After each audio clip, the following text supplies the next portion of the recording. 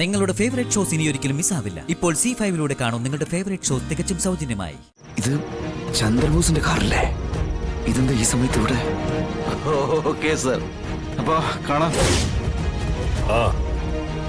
ശരി എന്നാ. അങ്ങനെയൊന്നും വിഷ്ണുവേട്ടൻ ഇന്ന് വരെ പറഞ്ഞിട്ടില്ല. നമ്മൾ മൂന്നുപേരും രഹസ്യം സൂക്ഷിക്കുന്നവരാണെന്നും കള്ളികളാണെന്നൊക്കെ പറഞ്ഞപ്പോ ഞാൻ തകർന്നു പോയി കുഞ്ഞേച്ചി.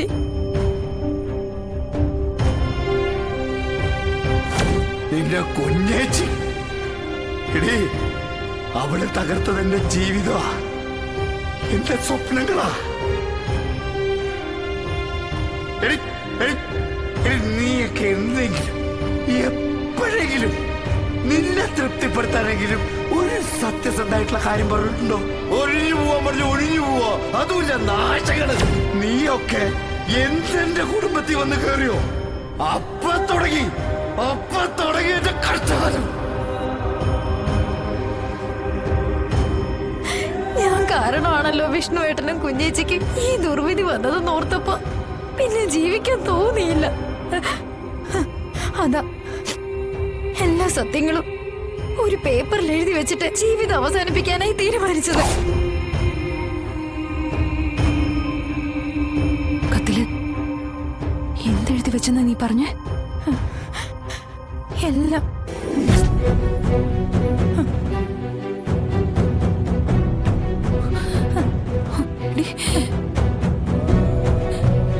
എന്നുവെച്ചാ പപ്പി എന്റെ മകളല്ലെന്ന്.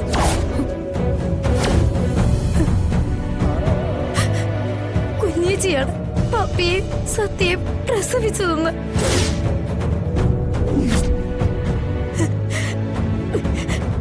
ഞാൻ വെറും ഒറ്റമ്മയാണെന്ന്.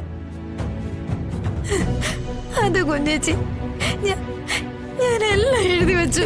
ശ്യാമ,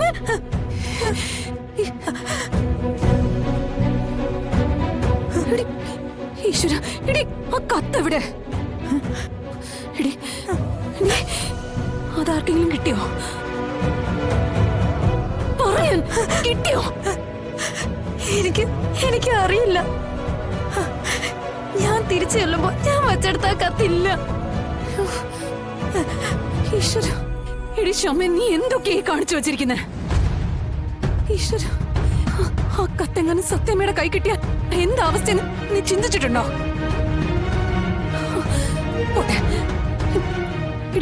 ഇനി രോഹിത്തിന്റെ കൈ കിട്ടിയിട്ടുണ്ടെങ്കിലോ? നീ ഒന്ന് ആലോചിച്ച് നോക്കിയേ, പിന്നെ എന്താ സംഭവിക്കുന്നെന്ന് ഊഹിക്കാൻ പോലും പറ്റില്ല.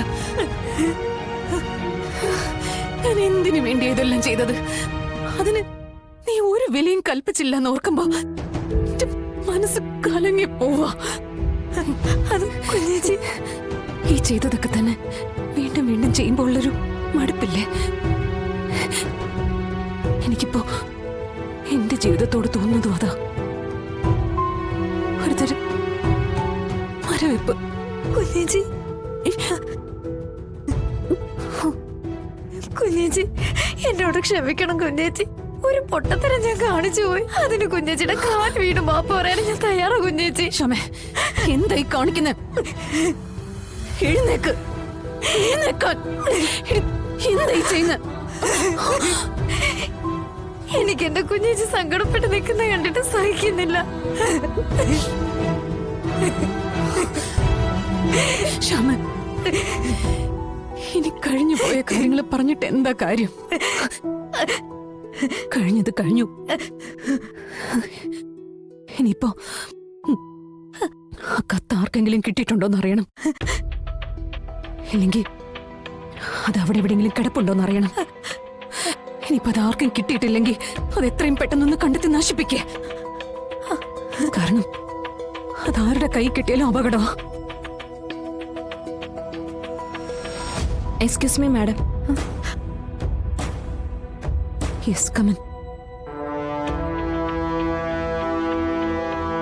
മാഡം, ഒരു ഒഫീഷ്യൽ മാറ്റർ സംസാരിക്കാനുണ്ട്. ക്ഷമ, നീ സമയം കളയണ്ട. പോയിട്ട് പറഞ്ഞ കാര്യങ്ങളെല്ലാം ചെയ്യാം. എല്ലാം വളരെ ശ്രദ്ധിച്ച് ചെയ്യണം. ശരി ശരി കുഞ്ഞേച്ചി. അതെ, കാര്യങ്ങൾ പറഞ്ഞതെല്ലാം ഓർമ്മയുണ്ടല്ലോ. അത് കണ്ടുപിടിച്ച് കീറിക്കളയണം. ഇല്ലെങ്കിൽ കുഴപ്പോ എല്ലാവർക്കും.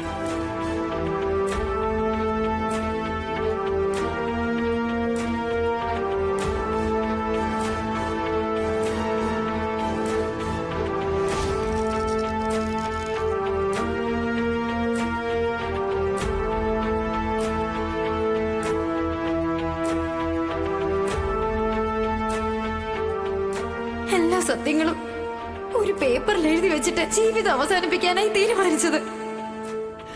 പപ്പി എന്റെ മകളല്ലെന്ന്. എന്താ മാഡം, പുതിയ പ്രശ്നങ്ങൾ എന്തെങ്കിലും? പാവം എന്റെ അനിയത്തി. ഒന്നും അങ്ങനെ തന്റെ ഇടത്തോടെ നേരിടാനൊന്നും അറിയില്ല. അനു എന്താ പറഞ്ഞു വന്നേ? മാഡം, ഞാൻ പറയാൻ പോകുന്നത് ഒരിക്കലും ഒരു നല്ല വാർത്തയല്ല. ശ്യാമയുടെ ഭർത്താവ് രോഹിത് വലിയൊരു ചതിയിൽ പെട്ടിരിക്കുക. അത് ആ കുടുംബത്തെ മൊത്തത്തിൽ ബാധിക്കുകയും ചെയ്യും. ചതി എന്ന് പറയുമ്പോ? ഒരു NRI ബന്ധം, കൂട്ടുകക്ഷി ബിസിനസ്സാ. ലക്ഷണം കണ്ടിട്ട് വലിയൊരു ഹ്യൂജ് ആയിട്ടുള്ള ഇൻവെസ്റ്റ്മെന്റ് ആണ് വേണ്ടി വന്നിട്ടുള്ളത്.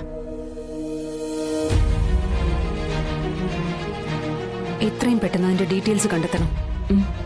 ചതി വന്നിരിക്കുന്നത് എവിടെന്ന്, ആര്, പിന്നെ അവരുടെ ലക്ഷ്യം. ഇത് എത്രയും പെട്ടെന്ന് ട്രേസ് ചെയ്യണം. Yes madam.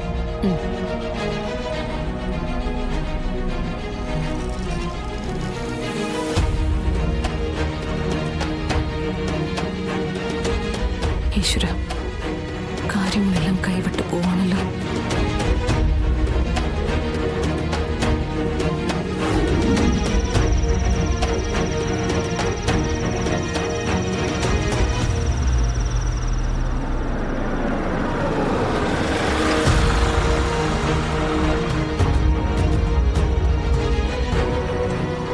ഇതെനിക്ക് നല്ല പരിചയമുള്ള കാറാണല്ലോ. ഇത് ചന്ദ്രബോസിന്റെ കാറല്ലേ? ഇതെന്താ ഈ സമയത്ത് ഇവിടെ?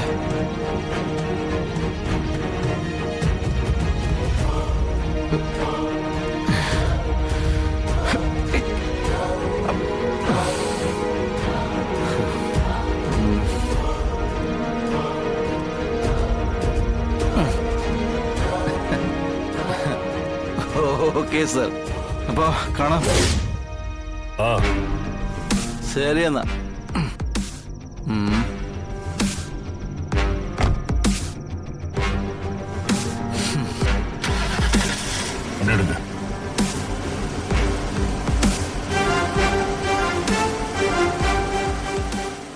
ഡൗൺലോഡ് ചെയ്യൂ C5 ആപ്പ്. കാണൂ എല്ലാ എപ്പിസോഡുകളും സൗജന്യമായി.